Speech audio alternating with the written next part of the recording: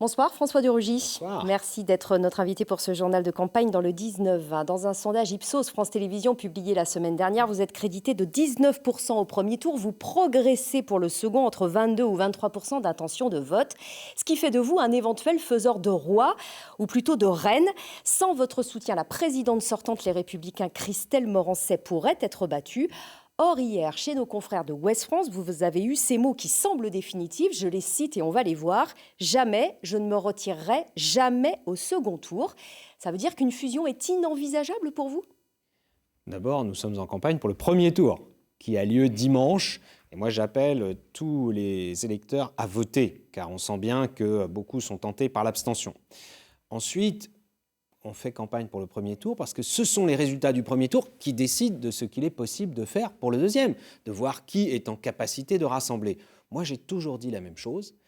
Pour le deuxième tour, je tendrai la main pour avoir une logique de rassemblement avec les modérés, la gauche modérée comme la droite modérée. Je présente, et je suis tête de liste au premier tour, d'une liste de rassemblement. Je suis le seul qui conduit une liste de rassemblement où on retrouve des personnalités venues de la gauche, de la droite, du centre, de l'écologie ou dont c'est la première candidature. Mais tendre la main, est-ce que ça veut dire se ranger derrière, éventuellement, Christelle Morançais ?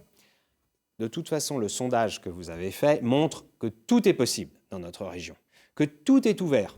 Il peut y avoir en effet une stricte continuité, comme il peut y avoir aussi une sorte d'aventure avec la liste d'Europe Écologie Les Verts qui, elle, a fait une alliance de premier tour avec la France Insoumise de Jean-Luc Mélenchon et qui donc demain voudrait peut-être gouverner la région avec les amis de M. Mélenchon. Donc c'est aux électeurs maintenant de trancher par leur vote dimanche 20 juin. Mais est-ce que vous êtes prêt éventuellement à voir cette région basculer à gauche si vous refusiez un accord la semaine prochaine ?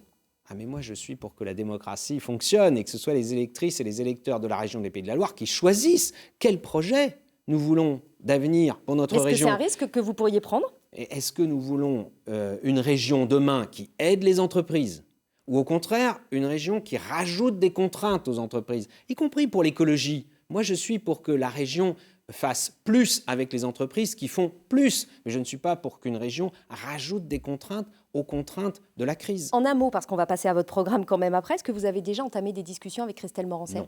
Non. On va parler de votre programme. Donc justement, vous prenez une plus grande collaboration entre la région et l'État avec un guichet unique pour aider les entreprises.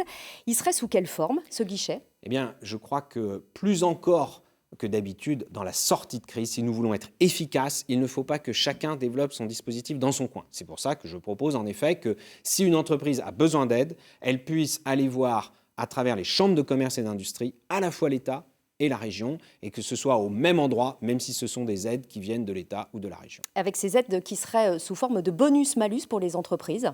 Alors, sur le long terme, puisque c'est une des compétences importantes de la région que d'aider les entreprises, le développement économique, je souhaite en effet que les entreprises qui font plus que les obligations légales en matière de formation, en matière d'égalité hommes-femmes ou en matière d'écologie, d'environnement, à ce moment-là, la région puisse les aider davantage. Mais je ne souhaite pas que l'on multiplie les conditions par avance qui feront que des entreprises, en fait, seront obligées de fermer parce que ce serait trop restrictif au niveau des aides de la région. Vous êtes un ancien membre d'Europe Écologie Les Verts, ancien ministre de la Transition écologique, et pourtant vos convictions vertes sont souvent mises en doute.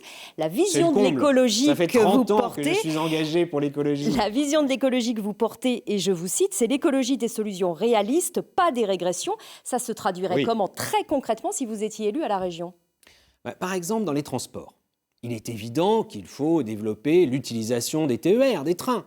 Mais on ne pourra pas emmener des trains aux quatre coins de la région, dans chaque commune, dans chaque village. Et donc, la voiture aura toujours une utilité. Et donc, ce qu'il faut, c'est accompagner les habitants de la région, notamment dans l'acquisition de véhicules électriques ou hybrides électriques rechargeables. L'État fait beaucoup, grâce aux aides que j'avais d'ailleurs initiées quand j'étais ministre. Mais s'il n'y a pas de bornes de recharge aux quatre coins de la région, alors en effet, un certain nombre d'habitants qui sont prêts à basculer ne le feront pas. Eh bien voilà quelque chose que je ferai si je suis élu président de la région. Je veillerai à ce que dans toutes les communes de la région, avec les départements, avec les communautés de communes, aussi avec les constructeurs, nous installions des bornes de recharge. Merci beaucoup François de Rugy d'être venu à nous ce soir. Demain, c'est Christelle Morançais, la présidente sortante Les Républicains, qui sera notre invitée dans le journal de campagne.